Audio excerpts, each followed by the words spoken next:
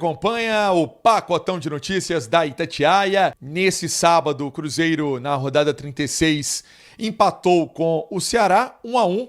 Esse empate com Vozão foi o 12º empate do Cruzeiro no Campeonato Brasileiro. E agora, Lucas Barbosa, chance matemática, nem isso mais para o Cruzeiro buscar título, é focar na Copa do Brasil, Luquinhas. É isso, Pansieri, um abraço para todo mundo que nos assiste. Um jogo que o Cruzeiro criou muitas chances, né? Não dá para reclamar disso. O Cruzeiro teve suas oportunidades, falhou na conversão pro gol.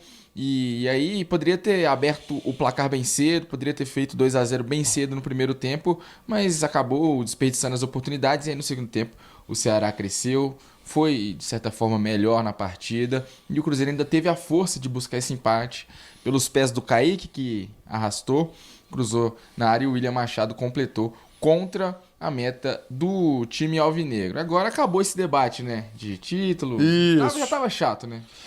Na verdade, ô Lucas, vamos ser sinceros, né? O Cruzeiro tinha uma diferença grande de pontos em relação ao Flamengo, que é o primeiro colocado e campeão da Copa Libertadores. Acabou, né? Parar com esse assunto.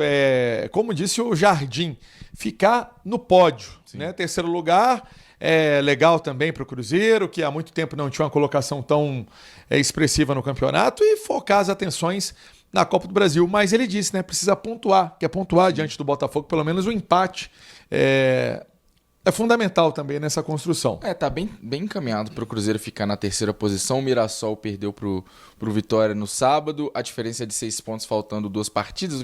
O Mirassol ainda pode igualar o número de vitórias e passar talvez no saldo.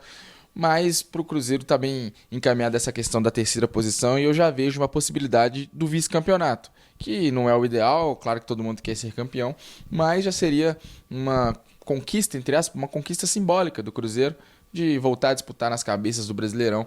E o Flamengo, a gente viu, campeão da Libertadores, time muito forte, um projeto muito forte. O do Palmeiras também é muito forte, né? Foram times que disputaram, por exemplo, o Mundial. Estiveram em campo na Copa do Mundo de Clubes. E montaram elencos para isso, né? Por isso, vamos colocar assim, que o sarrafo aumentou para esse ano do Campeonato Brasileiro, mas o Cruzeiro foi firme, o Cruzeiro... o Jardim também falou uma coisa interessante na coletiva ainda na Arena Castelão, que muita gente fala, mas o Cruzeiro perdeu ponto para o time tal, mas ele falou o seguinte, mas o Cruzeiro também conquistou pontos que muita gente achou que não fosse conquistar.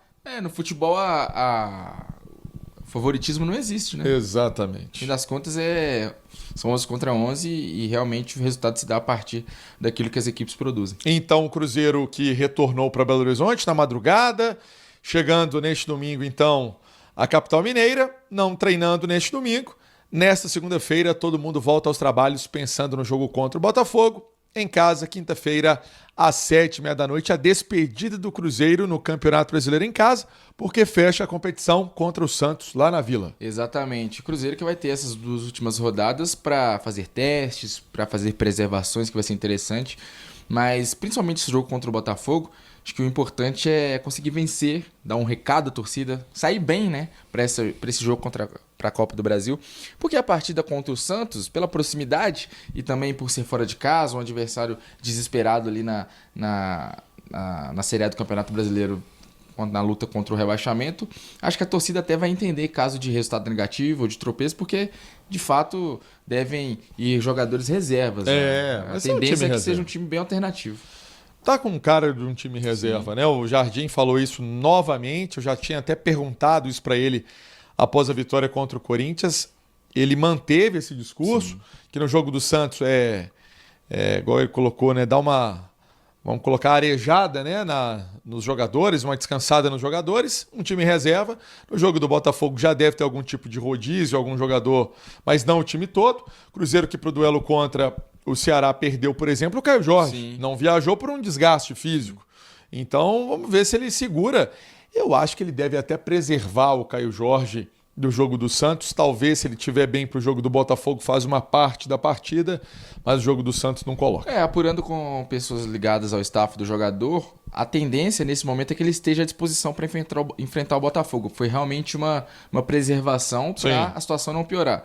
E o Jardim até falou sobre a questão do próprio Caio Jorge, que foi isso, uma precaução. E do Arroio também, né? Que foi ele, na verdade, teve uma contratura, né, no adutor da coxa direita.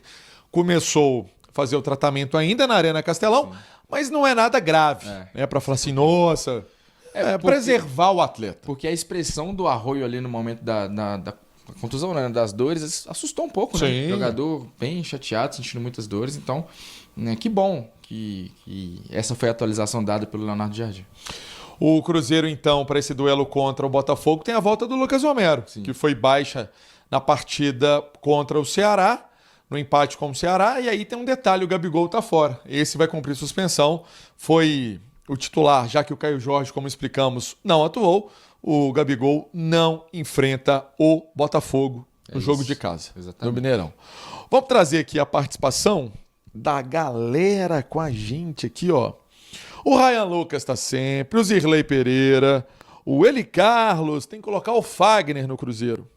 Voltou, né? Voltou, né? Foi novidade. Por falar em lateral, jogo sem do Kaique. Sim.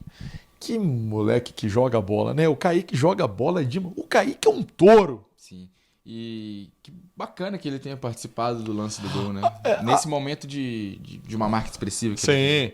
Na lateral eu até falei que, como ele participou da jogada, nós vamos dar um gol pra ele. Na verdade foi o gol contra, né? Mas o gol ali foi... Metade do gol foi dele. Metade dele. Porque os dois zagueiros, eles participam da jogada. O Gabigol incomoda. Mas tanto o Marcos quanto o William participam da jogada, né? Então... Depois ele vai lá e complementa. Lembrei do lance do gol agora, acho importante a gente falar de Sinisterra. Sinisterra, entrou bem. Mais uma vez, vem dando uma resposta positiva no decorrer das partidas e a gente já vem tratando disso nos pacotões, de como ele tem evoluído, né? A jogada é o Vidalba no Sinisterra, o Sinisterra no Kaique. O Sinisterra de primeira, né? O Sinisterra de primeira. Muito rápido. Então os três participam da jogada, o Vidalba, o Sinisterra e o Kaique. Sim. E antes o Sinisterra já tinha feito um belo lance, que ele driblou dentro da área, chutou, quase fez o gol. Esse fim de ano do Sinisterra é animador. Sabe uma coisa que eu presto atenção no Sinisterra? Ele dá o drible curto e seco. Sim. Parece aquele drible de salão, que ele não precisa de uma grande área para fazer a jogada. Ele faz a jogada num pequeno espaço. Sim. Eu acho que tende a crescer ainda. Muito, né? Muito. Pode ajudar muito ainda nessa temporada, mas para 2026 é um grande nome. É um grande nome. O Sinisterra está ajudando demais. Então o Cruzeiro vai pensar no jogo do Botafogo, no jogo do Santos, mas aí já é bater... continência aí para a Copa do Brasil, prestar continência para a Copa do Brasil, porque está chegando, inclusive, resolvendo, né? As diretorias de Cruzeiro e Corinthians resolveram aí esse impasse dos ingressos. Na verdade, não foi impasse, porque eles estavam conversando, né? Aí se acertaram. E a expectativa do Cruzeiro é abrir as vendas para o jogo contra o Corinthians antes da partida contra o Botafogo. Exatamente. Pra ter um tempo aí pra galera comprar. Vai ter 800 mil pessoas no Mineirão nesse dia.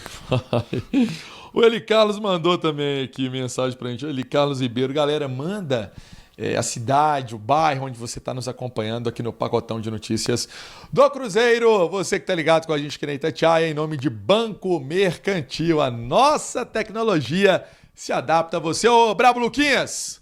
Vamos dar aquele abraço para todo mundo? Bora, um abraço. Final de mês, dezembro chegando, ho, ho, ho. Então é Natal, né? Tá batendo a porta, eu espero aquele presente, viu? Cruzeiro, né? O Cruzeiro que empatou ontem com o Ceará em Fortaleza, dois gols anulados, hein? Tivemos 2 gols anulados no jogo e o empate, o Ceará saiu na frente, o Cruzeiro conquistou o empate. E aí, foi um resultado bom, ô Simões? Ô Romano, assim, do ponto de vista briga por título, tirou do Cruzeiro qualquer chance, né? Porque ele pode até alcançar os 75 pontos que o Flamengo tem hoje, mas com 21 vitórias e o Flamengo já tem 22. Então tá matematicamente fora da briga pelo título. Se a gente pensa num objetivo traçado pelo Leonardo Jardim, ele já estava alcançado, que é a vaga na Libertadores, e mais do que a vaga na Libertadores, a vaga direta. Quando a gente pensa em vice-campeonato, e aí tem uma diferença, cara, são quase 2,5 milhões a mais uma do grana... terceiro pro segundo colocado, né? O Cruzeiro perdeu a chance de assumir essa vice-liderança e seguir aí com chance de ser campeão, mas fica 1 ponto do Palmeiras, que é o segundo, tá? Mas a 6 do Mirassol, que é o quarto. Tem 6 de vantagem do Mirassol, que é o quarto, e 2 vitórias a mais. O saldo de gols não fornece a gente a certeza de que o Cruzeiro perdendo as 2 será o terceiro, porque o Cruzeiro tem 27 de saldo e o Mirassol tem 22. Né? Então, assim, matematicamente ainda é possível, e depois que a gente viu acontecer lá naquele dia do Santos e do Inter, né? O Inter tomou um 5-1, o Santos enfiou um 3-0, não tô dizendo que isso vai acontecer, mas assim, foram tirados vários gols de saldo numa única noite. Mas de toda forma é isso. Eu acho que dificilmente o Cruzeiro deixará de ser pelo menos terceiro colocado da Série A, porque com mais 1 ponto ele garante isso. 1 ponto dele ou menos 2 do Mirassol, né? Não tem como o Mirassol fazer menos 1, porque quando você joga, ou você perde 2 ou você perde 3. Perder 1 não tem jeito com os 3 pontos do Vitória.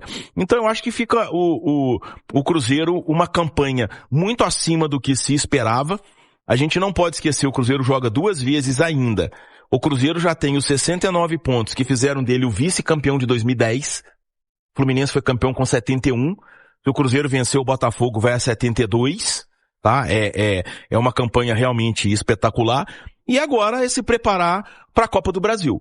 E se preparar para a Copa do Brasil por um aspecto, tá, o Romano? O adversário do Cruzeiro, que vai estar em campo daqui a pouquinho, né? O Vini vai estar comentando, esse Corinthians e Botafogo. Se o Corinthians vencer, o Corinthians tem 45 pontos e 12 vitórias, ele vai a 48 pontos e 13 vitórias, que é exatamente a campanha do São Paulo, que é o 8º colocado e que hoje iria à pré-Libertadores se Cruzeiro ou Fluminense vencerem a Copa do Brasil. Só que o São Paulo tem um saldo menos 6. O Corinthians tem saldo menos 4. Se ele vencer, ele vai no mínimo a saldo menos 3. Então, o Corinthians vencendo o Botafogo hoje, ele será o 8º colocado do Campeonato Brasileiro. E aí, quando a gente pensa no cenário de Copa do Brasil, olha como é a situação do Corinthians. Ele está na semifinal e pega o Cruzeiro. Do outro lado tem Fluminense e Vasco. O Corinthians, sendo o 8º colocado, ele só não iria à Libertadores se o Vasco fosse campeão. Ele sendo campeão, aí ele tem a vaga direta à fase de grupos, como campeão da Copa do Brasil. Se ele não for campeão, se for o Cruzeiro ou o Fluminense, ele como 8º colocado irá. Então eu acredito que o Corinthians vai apostar na Série A até o final.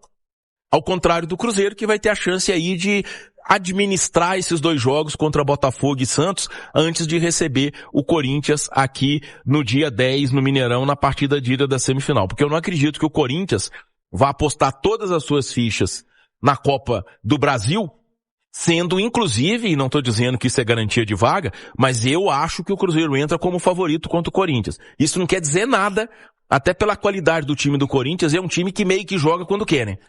É um time que meio que joga quando quer. E principalmente em casa, né?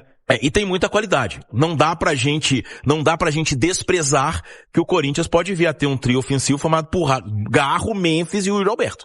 Então, até nesse favoritismo do Cruzeiro, a gente viu isso no jogo do Campeonato Brasileiro, um 3-0, que serve sim como uma lição, como um parâmetro, mas que não significa que a história vai ser a mesma na Copa do Brasil, porque tem outra cara, outra competição, a mobilização do Corinthians vai ser diferente. Mas a diferença que torna o Cruzeiro o favorito, e eu concordo com isso, nem é a questão técnica, porque se a gente analisar individualmente, o Corinthians também tem grandes peças. O Corinthians tem o Rodrigo Garro, que é um ótimo meio-campista, o Bidon também, muito bom jogador, Yuri Alberto, Memphis Depay. Para mim, a grande diferença está na coletividade e na intensidade. O Cruzeiro é um time intenso e fisicamente sobra. O Corinthians é um time que joga quando quer, é um time com pouca intensidade, por isso o Cruzeiro é sim o favorito, mas tem que entrar muito ligado porque o Corinthians também vai dar a vida para conquistar essa Copa do Brasil.